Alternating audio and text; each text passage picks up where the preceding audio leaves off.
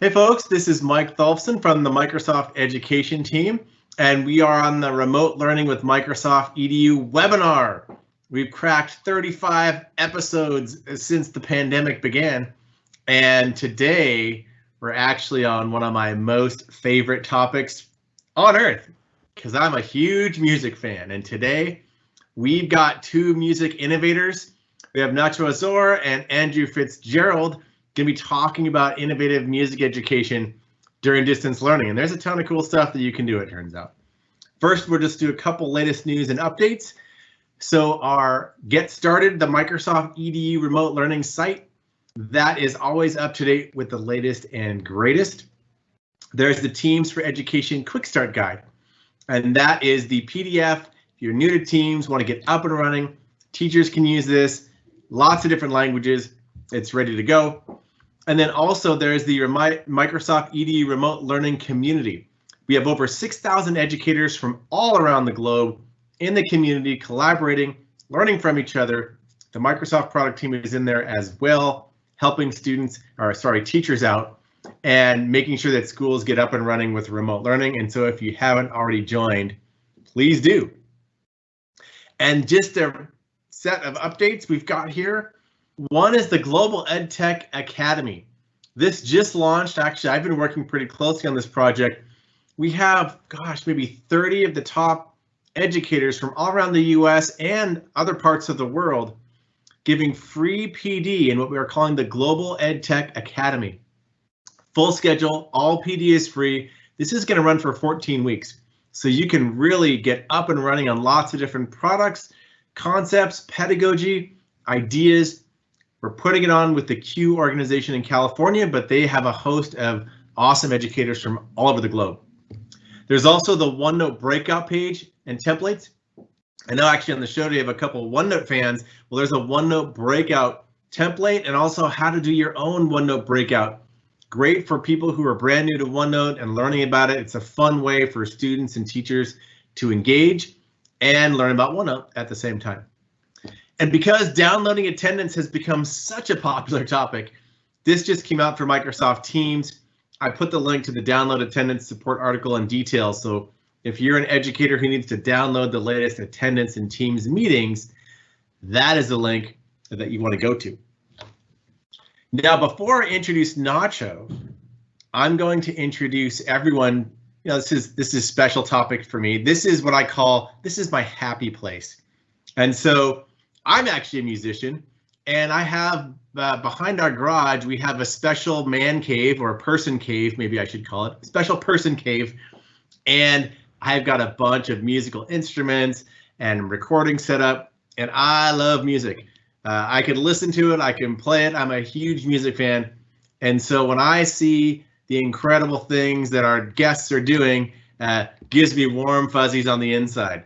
And so with that, I'm gonna introduce Nacho Azor. He is based in Barcelona, although it sounds like he's going to be changing locations maybe in the near future. He's a pianist and a music teacher and former anchorman on TV, we learned, who interviewed a pretty cool guest in the past. But I saw a video of what Nacho was doing with OneNote and music, and I said, oh my gosh, we have to get this guy on the webinar because it was pretty incredible. So with that, I'm going to turn it over to Nacho, who's going to share his screen. And thank you for joining us today. It's great to have you.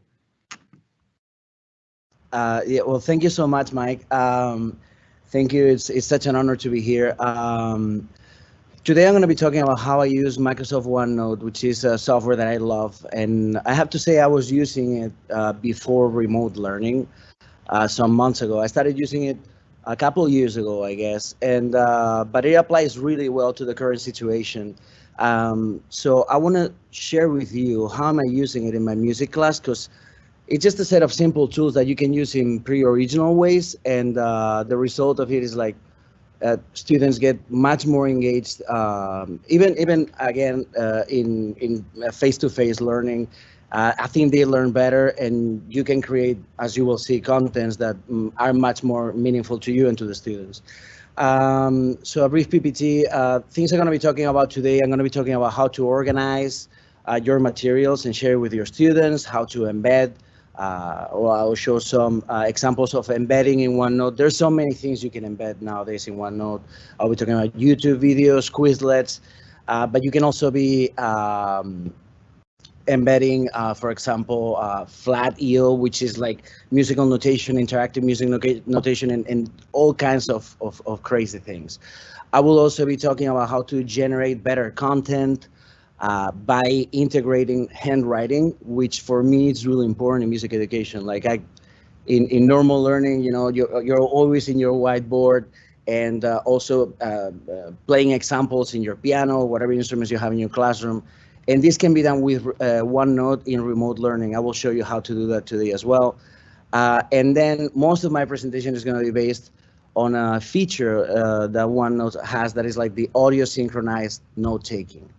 And you can use this in many different ways. I will be talking about how to use it in musical analysis if you have students that have to analyze any piece of music, and also for remote feedback, both in performing and creating music. My presentation is going to be based on examples because I think that's the best way to learn. So we can go right to it. My setup today, by the way, this is really easy to set up. All I have is a laptop, I have a tablet, I have an iPad, a pen, and I use this piece of software, Air Server, to mirror my tablet to my computer so I can share with you. This is something I do a lot in class, so I can write music notation on the fly, and you will see how that works. Also, in remote learning, I think it's especially important to have a keyboard, so you know, because you're not in the classroom and blah blah. The first thing I'm gonna be telling you about is like how to organize your materials and sync it with your students. So OneNote, as you see, has this layout. You can create different folders and then pages inside. I'm gonna go ahead and show you what I actually share with my students. As you see, so I organize my materials like this. I have elements of music and then Western music history, world music, and a whole bunch of analysis, practice. Like you can actually create this and tailor make it to your students. In here you can see I share some links with them to learn instruments, about the instruments. Also, a thing that I was doing, especially at the beginning, was like just like drag and drop PDFs here so the students could see you know, anything that I wanted to share with them. The cool thing about this is like anytime I make any changes in OneNote, it will synchronize automatically with whoever I'm sharing my notebook with. And that means, of course, my students. Any change they make will synchronize also with my computer and everybody's computer. So you see, you can just like embed PDFs, as you see. Soon enough, though, I started using other features, as for example, drawing. I started making drawings all over the place. This is Middle Ages, or like embedding YouTube videos, as you can see. This makes it, I realized soon enough that this made the learning so much more meaningful, and that this is actually much better than a textbook. You can also integrate Quizlets for them to take and practice important terms. And then, as you see, you can create kind of like an online textbook for your students. I tried to keep the same format for, you know, in this case, world music. As you can see, they can see a whole bunch of examples of different instruments, and also, you know, like pieces of music and whatnot. So I love it so far. I mean, and this will be the straight ahead approach. This will be just sharing content with your students, which is something that, you know, a lot of people do, and I know about it. But today I wanted to talk about something more specific for music, and it's like how to create better materials using some of the features that the software allows. The first one I'm going to be talking about is how to integrate handwritten notes and audio and recordings. Because normally if I'm in a classroom, as I said, I will be writing in the board and I will be playing examples for the students. Now in remote learning, that could be a problem. So what I do, there's many ways of doing this. I'm just going to show you a couple. What I do, I'm going to show you my iPad right now. Well, I have OneNote open, but I mean, as you see, you can just have software for note taking. This one includes, this is Good Notes. And this one includes a feature for musical notation. So you could just write in here. Well, that was something. You can just write in here. You can write music in here. Of course, it's much more flexible than you could be using, for example, like MuseScore or something like this. But the problem with this is like it's kind of like slow. You have to prepare it beforehand. And I wanna be able to talk about music like on the fly, as I'm saying. So a thing that I do a lot is I will write music for my students as they're watching, like you're watching right now. And then let me just write something simple. And then I don't know, something like that. Then what I'll do, a simple way of doing this is like you just take a screen capture of this, and then you can just paste it anywhere in OneNote, and that will save it. Now this will go obviously automatically to my students' computers. A thing that you can do after this, you can record it, so the students will remember. I mean, of course, you can play it there live, but I mean, if you record it, they can access that later, and your notes become so much more meaningful. I'm sorry if the volume is not right, but I mean, it's we're live, so. Sounds beautiful. Love it. Well, thank you so much. So this already makes a difference for me and also for my students. They can go back and listen to examples, which I think in music is extremely important. Music is to be heard and played, in my opinion, of course. Now, what if you don't have a tablet? Also, by the way, and before I keep going, another thing you can do, and let me show you that real quick. Another thing you could do, you could draw directly in OneNote. I selected draw here. As you can see on top of my screen, you can select, and you can be drawing here. So the thing, if you would like, you can also, I'm drawing right now on OneNote. You could also choose doing that, which, it's also a way of doing it. Now, what if you don't have a tablet? What if you, want to do it in a different way? Okay. Another way of doing this is by capturing handwritten like scores that you might have at home. Like you can write in a piece of paper and then you can capture it and put it in OneNote. How do you do that? There's a function here, as you see, I selected insert and then camera. So there's a function here. I have a little, you can use it. Now you can see what I see on my iPad. I'm not even gonna do it from above. As you see on the right side here, you have photo, document, and whiteboard. I'm gonna select document, and I'm gonna do it tilted in purpose. When I take a picture of this, it will, make it right. If you hit done, this will go to my OneNote notebook, and this will synchronize automatically with my app in my computer, and of course with my students. And then, of course, in here, you could record or you could take notes on top of it using the drawing feature, which is super powerful. And I mean, I don't know what I would do with all these features. Another thing you could do also during these days of remote learning, and again, I was using this before. This is an example actually from before this time period. Students can take pictures of their homework. Like this is a reharmonization of Silent Night. They can take pictures of their homework. You can take notes there in OneNote, so you can mark it. And then if the student is not, an expert, let's say in piano, you could record it for them. And this totally changes the experience because it's not the same. I mean, the student will have his homework with notes and also a recorded version of it. It's much more meaningful. Let me please stop this. So yeah, that's the first thing I started using, kind of like in a different way, like handwritten notes and also like recordings. But there's so much more you can do with it. When I discovered this tool here, the audio synchronized note taking, I immediately thought this is made for music teachers.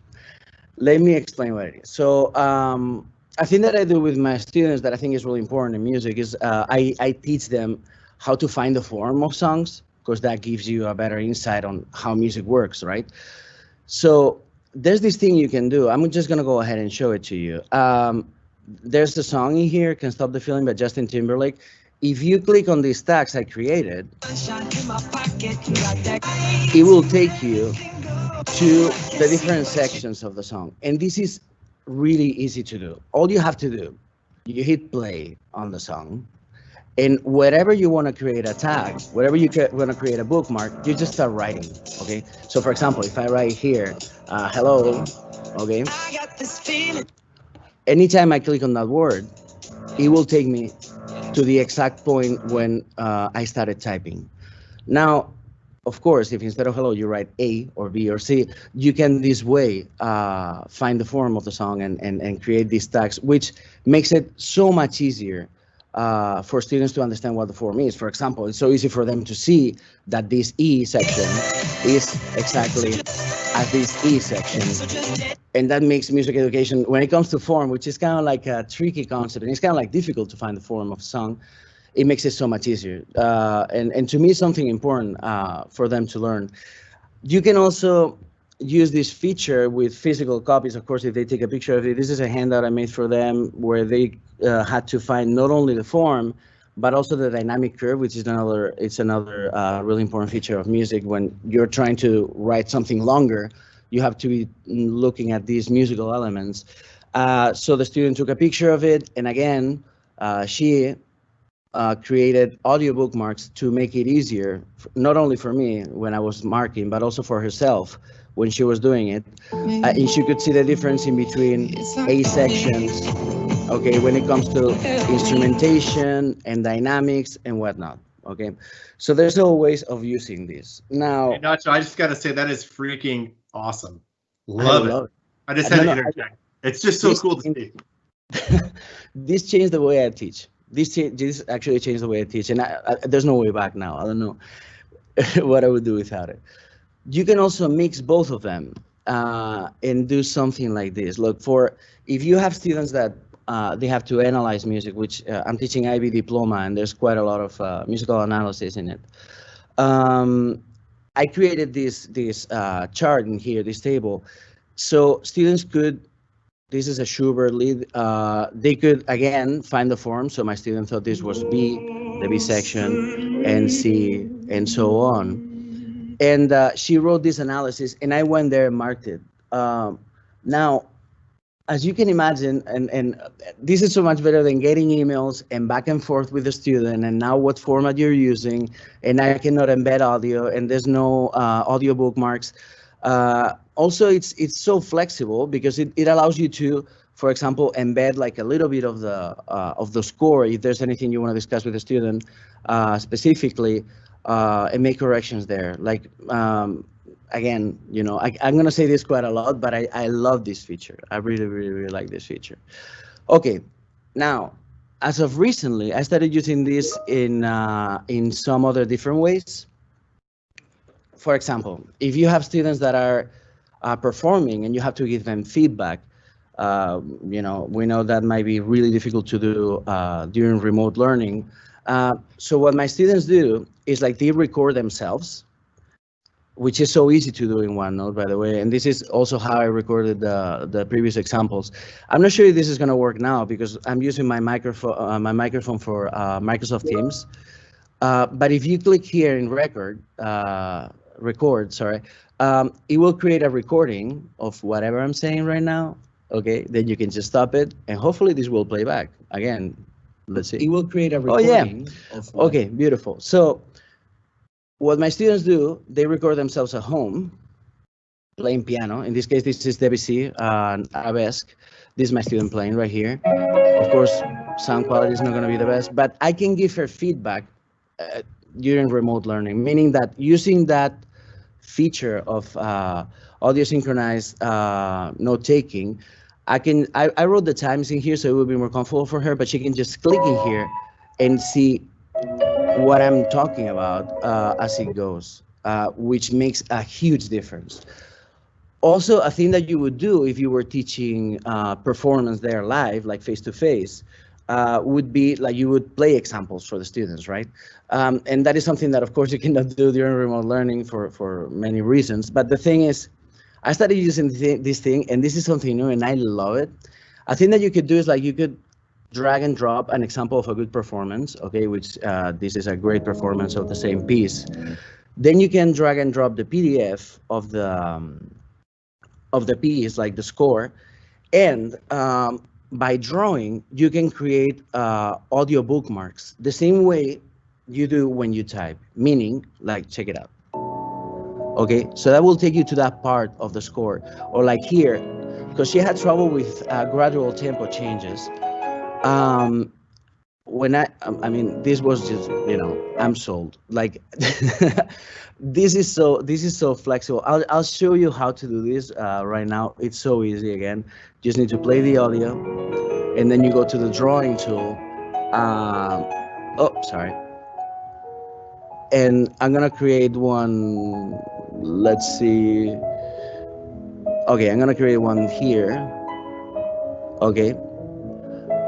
Well, I did it a little bit earlier. I shouldn't have done it. Well, I should have waited for a second. But the thing is, like, and careful with this, because this is different. I realized that it will create a bookmark at the moment you lift your finger, at the moment you stop drawing, not the moment you start drawing. That's why I started earlier, actually. Okay, so it's right here, right now. Okay, and then of course you can take notes in here, like, hey, check this out, check how this person is doing it. And this makes a massive difference, I would say, when it comes to performance. Another thing you can also do, some of my students do music production, and of course, like, after everything I've been talking about, this is obvious somehow, but they can drop their MP3s in there, drop their compositions in there, and I can do exactly the same thing and guide them through the production process. This is my student. I'm proud of him. And I could take notes in here and say, like, hey, check this volume, or like, careful with the mixing, whatever it is. So as you see, oh yeah. And before I forget, the students will also start using these tools in their own creative way. This wasn't my idea. This was a student's idea. This student was making an arrangement of Pirates of the Caribbean.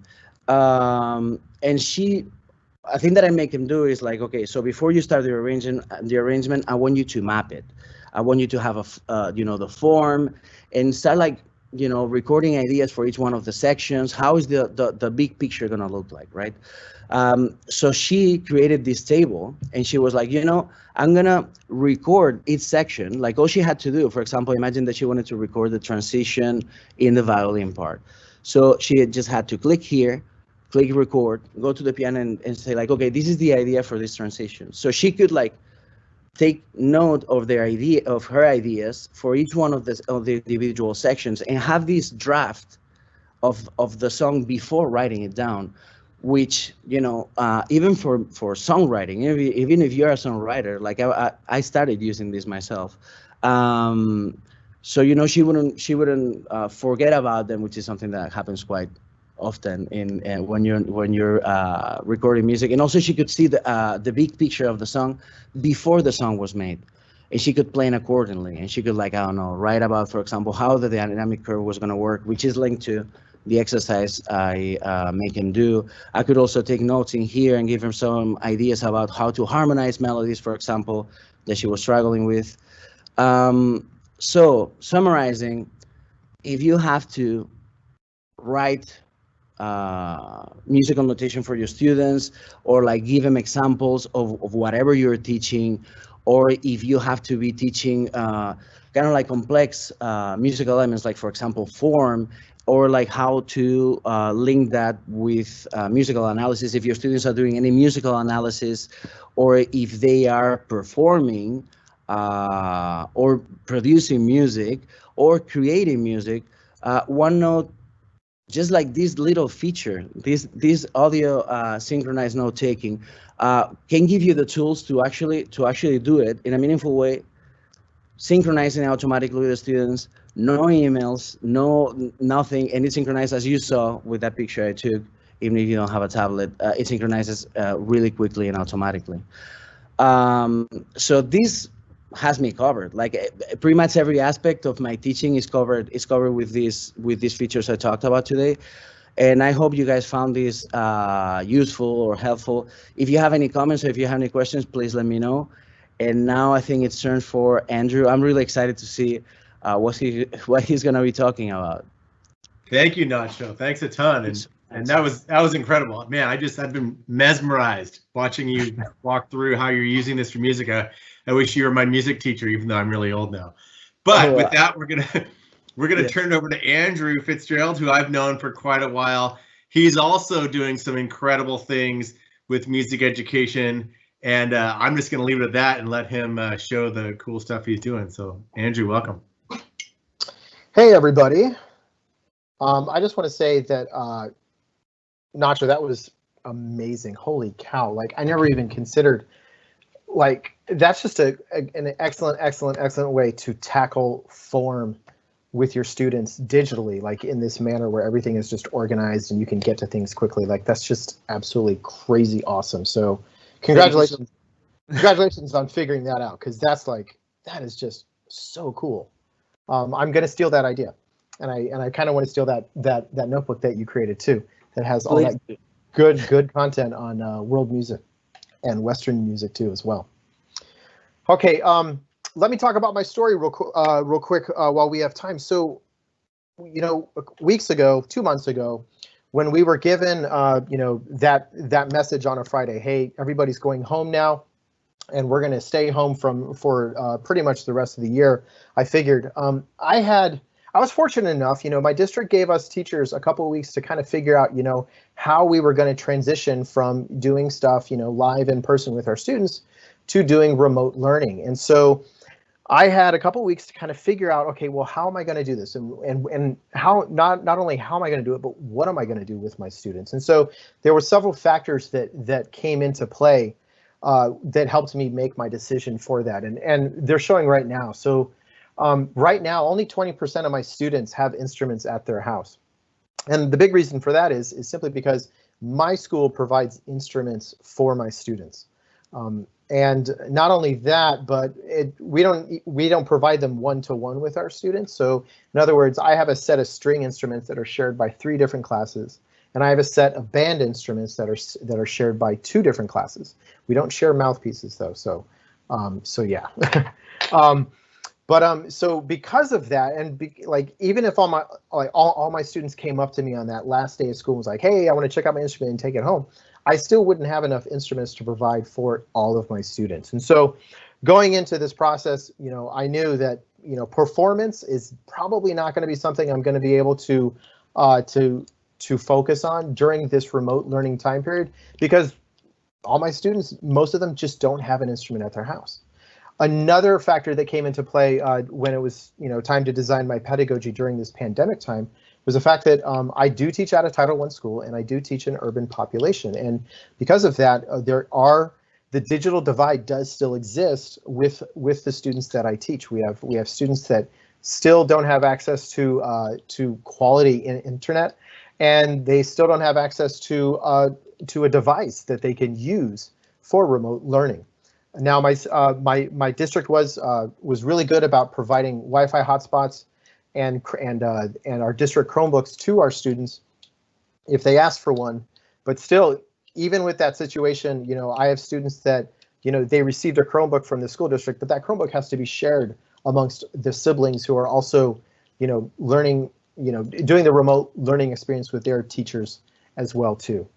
And then, big factor too as well is just the fact that this is just going to be such a stressful situation for the students and for me. For my students, they have to transition from the structure of going from class to class to class to class, sitting down and experiencing the classroom, to now they're at home. There's lots of distractions. There's siblings all around. Their parents are busy, or their parents need themselves to do, chores that need to get done. And so, for my students, for some of them, finding the time to not only get to my class, but to get to their other classes content as well can be a big challenge, especially with the digital, inequalities that we have too going with my students too. And then of course, honestly, for me, this is also a lot of work too. I have to create brand new digital content in a timely manner. Not only that, my wife and I have to manage our 3 little children at the same time. I have a 7-year-old son who's in 1st grade at a dual immersion school that also has to participate in his classroom activities.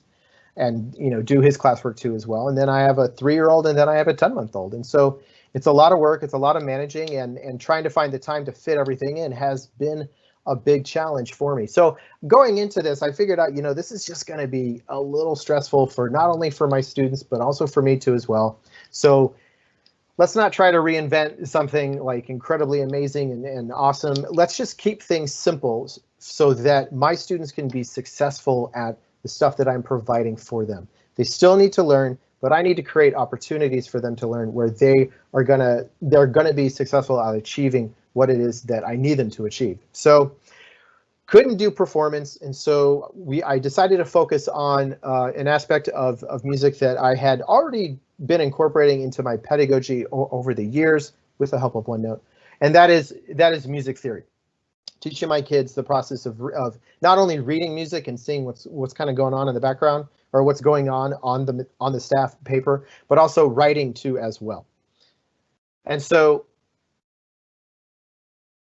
when it came to developing this music theory pedagogy that is, incorporating remote learning aspects, the two big things that I had to come up with was the instruction aspect and then the application aspect.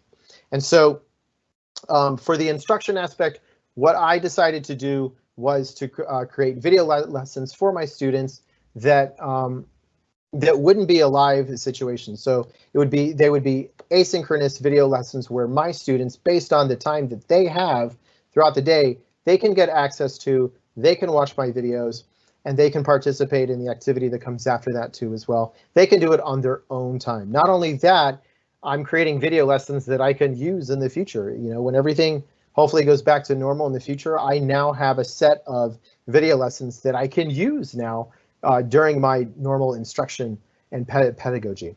I also do office hours twice a week, and so there's activities that I use. There's activities that we do during my office hours that basically cover the live aspect of talking with students. Now, for the application aspect of my kids applying the concepts and skills that I'm teaching them in my lessons, I basically came up with three activities that my students focus on. I do have OneNote class notebooks with my students. I create those at the beginning of the school year. My students are well versed in using OneNote and the type of activities that I do. So I decided, let's go ahead and let's stick with this. Let's continue with this. I also wanted to bring a fun aspect into my pedagogy, and so I'm using this third-party service called Quizzes with my students as well too. And then another way for my students to apply the concepts and skills is to use a music theory power app that I've been developing for over a year. So that way I can get data on how well they're doing with these particular skills and concepts. And I'm going to talk about how I create all this stuff and the little nuances of how all this stuff works. And so talking about my video lessons, I now have a structured process for basically how a video begins and how it ends. And that is the first part, of course, is planning. Like for this particular lesson right here, I'm teaching my students harmonics. And so now before I create my lesson, what I want to do is I want to storyboard it out so that I can figure out, okay, what examples do I need to use? What visuals do I need to use? What do I need to be talking about? Are there any little extra things that I need to bring into this video to help my students learn this concept, which is harmonics? And so using OneNote, I've got a little storyboard template that I just, I glue to the background so I can annotate on top of it. And I basically just jot down my notes in this storyboard. Afterwards, when I'm happy with what I have, I then move into PowerPoint and I start creating a slide deck based on my storyboard, where I go out and I find the graphics that I need, put them on my slide deck, get the visuals that I need to help me when it comes to creating this lesson. Before I actually record myself with this lesson, I do use the new rehearsal coach. Before, when I knew that the rehearsal coach was there in PowerPoint that I could use, but before I never really had a reason to use it. Now I do. And so before after I create my slide deck, just like I did before I'm presenting this to you guys right now, actually I turn on the rehearsal coach and I go through my slides and I try to figure out the best way to get what's going on up here into words so that my students can understand, so that the clarity is there and that things move on quickly so that my students don't get too bored by me rambling about all sorts of music theory stuff. So I use a rehearsal coach, and it's nice because it tells me the words that I'm using too much, which is good. Like for instance, actually, I do kind of tend to use the word actually a lot. So this is just a great way for me to see how I'm doing with this process of creating this video lesson. And then when I'm ready, it's time to record. And I open up the slide recorder in PowerPoint and I start recording each of my slides. And while I'm recording, what I'm doing is I'm capturing my audio, I'm capturing my voice, I'm capturing my face down here in the bottom corner, and then I'm able to annotate all over my PowerPoint slides, and it's recording that as well at the same time, which is fabulous. And one of the cool things about this is that I can if I do a hiccup, I can stop it and I can clear the recording for this particular slide, and then I can just start all over again. If my kids decide to rush in and barge in on me while I'm recording, I can press pause and I can come back to it and continue when the area is clear of distractions and whatnot. Okay, after my video is done in PowerPoint, I take all those slide recordings, I export it, and I package it as a video file to my computer, and then I upload it to Stream in Office 365. And I upload it to Stream simply because for me, there's no distractions within Stream that you would probably get if I were to like direct my students towards YouTube. I kind of want to keep my stuff off there, keep it here within my district tenant in Stream, so that not only can my students get access to it, but also the other music students that are within the district as well too. They can immediately do a search in Stream and they can find my videos and they can watch them too as well. Stream is also cool because it does provide a transcript automatically for the video. And then also at the very end, what I can also do is I can also create an exit slip for my video in an Office form and then attach that Office form to my video. So as my students watch my video, they get to the very end and then boom, all of a sudden this form pops up and the students fill out the form. That way I can get a record of not only the kid filling out the exit slip, but then at the same time, when I'm looking at their work that they've turned into me, if I'm seeing something funny, I can go back to the exit slip and be like, okay, what answers did they give me for this particular exit slip? Are they correct? Do I need to go back to the student and be like, hey, you should probably watch this again. Let me delete your response so you can, redo your exit slip. So that's my process for basically from start to finish planning and creating these videos that not only am I using right now, but I can also use in the future too as well. During my office hours, when I do meet with students live, I do take advantage of using Microsoft Whiteboard because of just all the coolness that it has. So this right here, this is actually just one section of one whiteboard that I shared with my students. If I were to scroll down in my whiteboard, you would see the previous days and the previous office hours that I've had with my students. That way, if a kid wants to go back to a particular example that I used during my office hours, they can just go to the whiteboard and scroll to the date, find the date, and see the work that we did, and so they can see the record of what happened. But this is basically what my typical office hours whiteboard looks like. I've got my tips for a good experience. I've got my agenda for the week that I post at the beginning of the week. I've got data that I brought in because I like to discuss the numbers of what's happening with my students during this time period. And then down here, I can easily just bring in a piano graphic, zoom in and start annotating on it so my students can follow along when I discuss the content that was given to them in the video lesson, but now I just want to review it and go over it with my students. And to help with this process, when I'm doing my office hours, I actually have two computers running at the same time. So my main computer, I'm hosting my online video conference on my main computer, and while I'm doing that, I'm screen sharing to my whiteboard, my Microsoft whiteboard that's up on the same screen for that same computer. At the same time, though, when I'm annotating on my whiteboard and I'm going through when I'm talking about this stuff, I have another computer that's right next to me. I've got my brand new Surface Pro X, which I love, and I've got the same whiteboard that's opened up on it, so I can annotate on the whiteboard on my separate tablet computer, and all those annotations will show up during on the main computer in real time, so my students can see what's happening. But at the same time, it's kind of reducing the stress for my main computer, like hosting a video conference with a bunch of students and running whiteboard and then the ink annotations and stuff like that. It reduces the stress on my computer and it just creates a more seamless, enjoyable experience. That's how I do my office hours.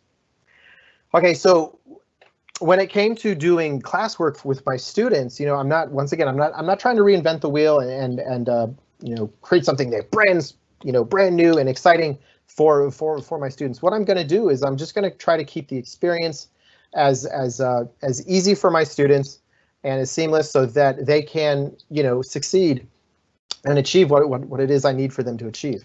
And so already within our class notebooks, you know, my students would be doing, music theory worksheets that I would share with them, you know, to their OneNote class notebook. And in my classroom, they would get on their iPad and they would zoom into the page and they would, you know, basically complete the worksheet without the use of pencil and paper, which is great for me because I don't have to carry around pencils, or I don't have to carry around all these worksheets to home to grade and stuff like that. I just carry my computer home and boom, there it is for me to look at. So I didn't want to change anything there. So we're just going to continue to go ahead and, you know, do these worksheets that I do have access to, that my students are familiar with doing. We're just going to keep that process going. But I did have to make some accommodations because we're no longer within my classroom with my classroom iPads. Now my students are at home. They don't have my classroom iPads. They have whatever they have access to, whether it's a school Chromebook or whether it's their iPhone or whether they actually have a computer or a laptop. So when it came to designing how my students were going to achieve this classwork right here, I had to accommodate for these scenarios. Okay, and so what I did is I had to think about my students that are printing this work out. You know, just like my wife right now, when it comes to my son's classwork in first grade, it's easier for my wife to just print out the work that the teacher provided, have my son do it with a pencil, and then just snap a picture of it and turn it back in. So that was one scenario that I had to accommodate these page designs for. I needed to make sure that students would be able to, if they wanted to, not only print out the page, but then also be able to put it back in a location that's easy for me to find and easy for them to get to as well. I would have students that would continue doing the same method that we do in class normally, which is just inking. So I just got to make sure that when I put my worksheets on a OneNote page, that I make them big enough so that when a student zooms in, like on an iPhone, that they can still accurately ink with a stylus or with their finger onto that page.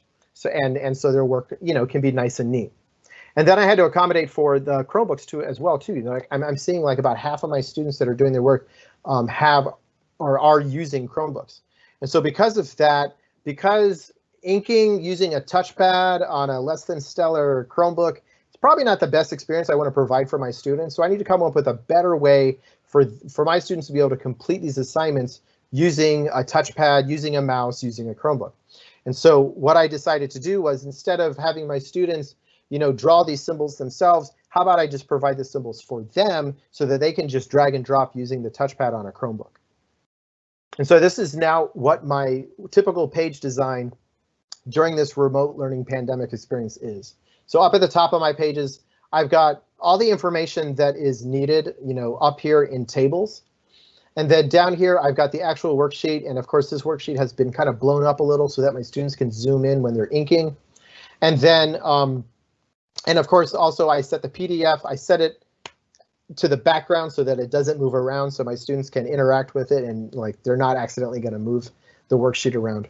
And then over here on the right hand side, what I've done is I've created my own set of symbols that I can put on this page so that if a student on a Chromebook goes to this page in OneNote online, they can then, in order to complete this assignment, all they have to do is just click on these symbols and just drag them over to the location where they're supposed to be. You know, super easy, super simple. And when I take a closer look at the top, just to show you what's going on up at the top of these pages, what I've got over here is I've got this link for file printing. So when you insert an attachment onto a page, one of the options now is basically, hey, let's just take this document, let's upload it to OneDrive, and let's give you a link that can be shared with all your students so they can just click on it, get access to the document, and print it out. So that's what I've done here for all my students. To help with the organization of all this information up top, I'm using tables and I'm using nested tables too as well. And so what that means is just that within a table, you've got your cells, and then within a cell, I'll put another table, and then within a cell, I'll put another table and another table, and move things around so that it looks the way that I want it to look.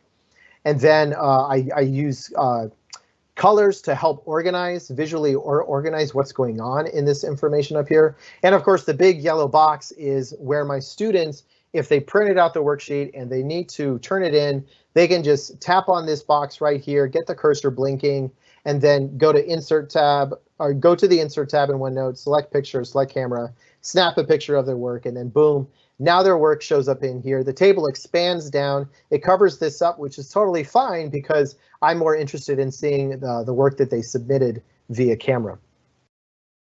Okay, and so right now, here's two examples from last week of students turning in their work, an assignment that my enharmonic assignment that I gave out to my students. So here on the left side, I've got a student that was inking. I don't know what device she was using, but she was inking on it.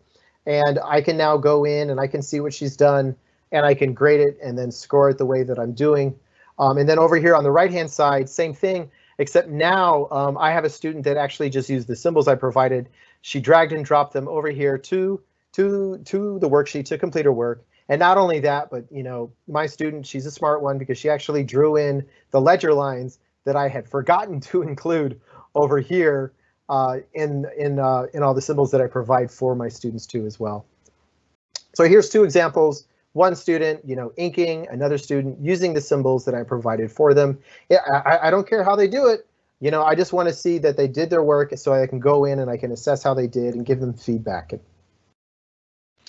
When it comes to my assessments, I do exit slips for my videos. I use Office Forms for that. Another third-party service I'm using is Quizzes to do like online quizzes with my students. It's a fun activity, and so but I still need to create the graphics for that. So my students can see what it is I want them to see, good quality graphics. And so how I'm doing that is in PowerPoint is where I like to create all the graphics for all my assessments.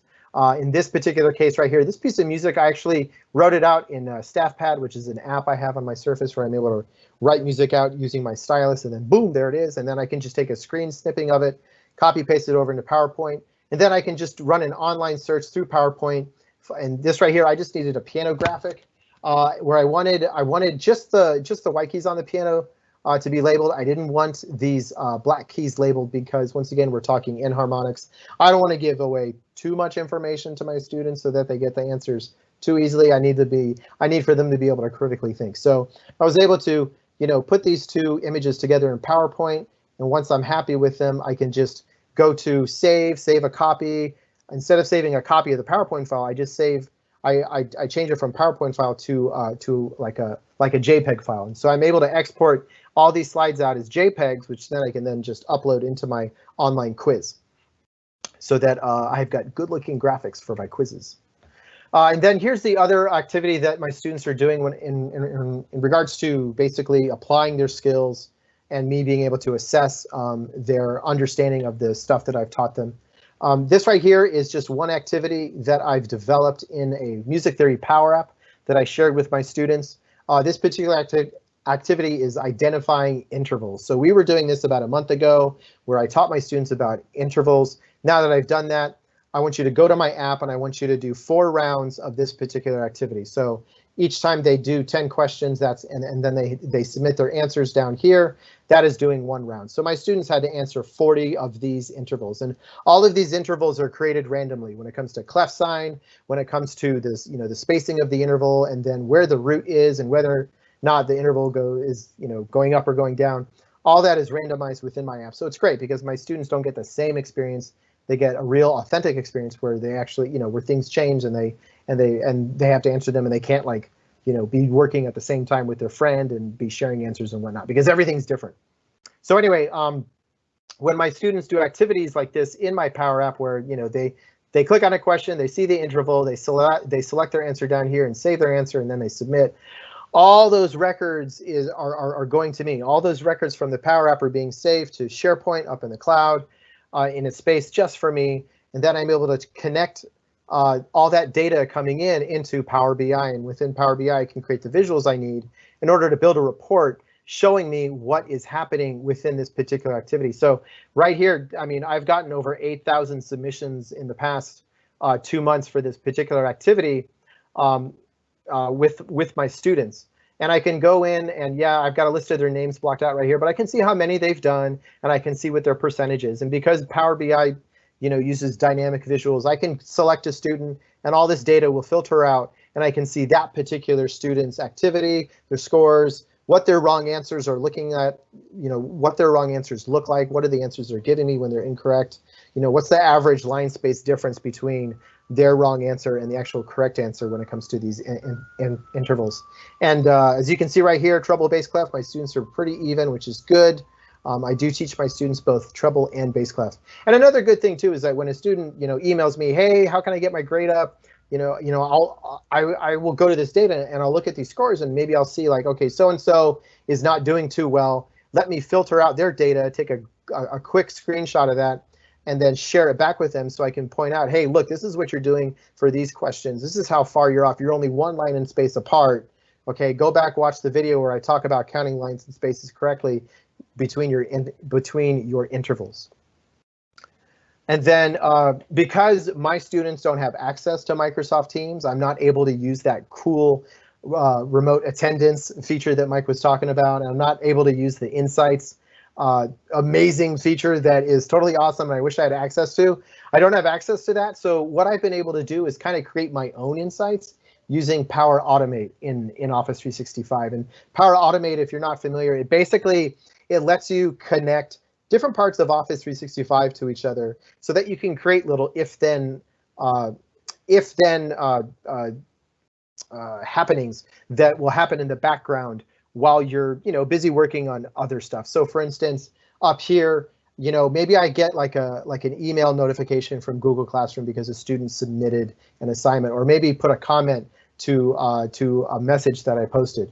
Well, because of Power Automate, when I get that email in my Outlook, Power Automate will automatically see that and then will find the name of that kid that's in that email, and then it will also take that name and compare it to a roster list that I have saved elsewhere.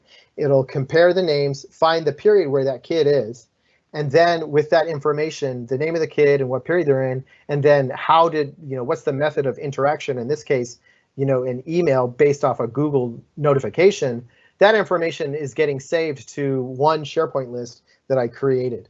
And so if I get an email from Google Classroom, that information, the student's name, their period, and what it is they're doing gets saved to a SharePoint list.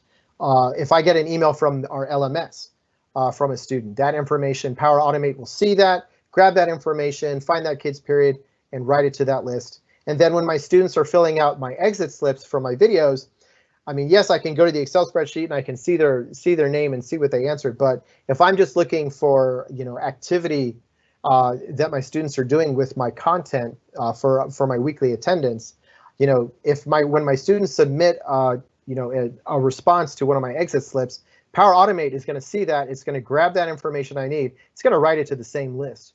And so now at the end of the week on Fridays when I have to submit my attendance for the week, I can look at my big old list in Power BI of all the interactions that students have done with me over the course of the week, so I can see which students have been doing stuff with my content and which students have not been doing stuff with my content. And this number right here, this is just from last week.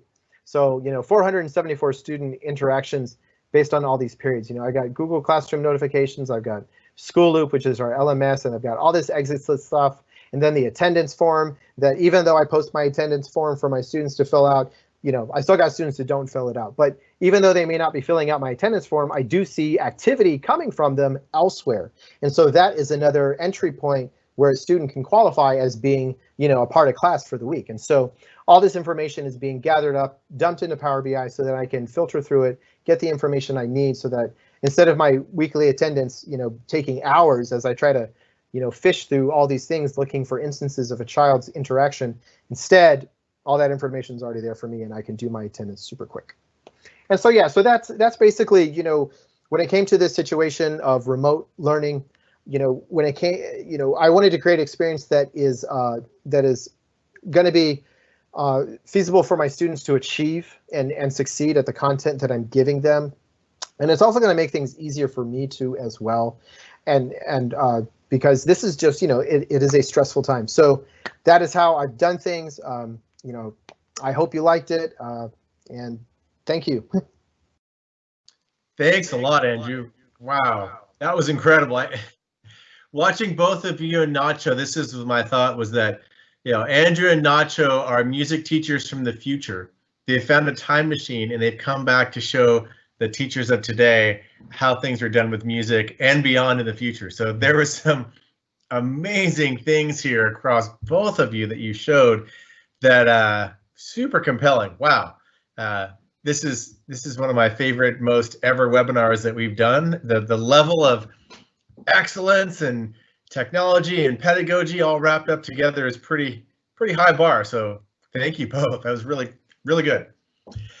And just as a wrap up and a recap of today's updates, we've got the Global EdTech Academy schedule here, and we've got the OneNote breakout new page and set of templates for people to download. You saw a lot with OneNote today, and there's some new templates. And then also attendance. Attendance turns out is really popular in the digital world, especially with the pandemic. There's a link right here to learn more about Teams and attendance integration, which just came out. Also, this deck, and this is a really good deck. There's some incredible slides in here. This whole PowerPoint deck will be posted tomorrow morning. This whole video will be posted on our YouTube playlist also tomorrow morning. And then we've got our support site for any bugs or issues that you might hit. We have support staff that are just focused on helping out educators, so you can file a support ticket right here. And coming in the future, there's a couple that aren't listed because we haven't locked down the dates, but we do know that Mr. Michael Fullen, a legend in the education world, will be on the webinar on June 8th talking about hybrid learning, which is really what a lot of schools expect back to school in fall, a mix of online and in class and back and forth. So that hybrid learning, or blended learning, you might call it.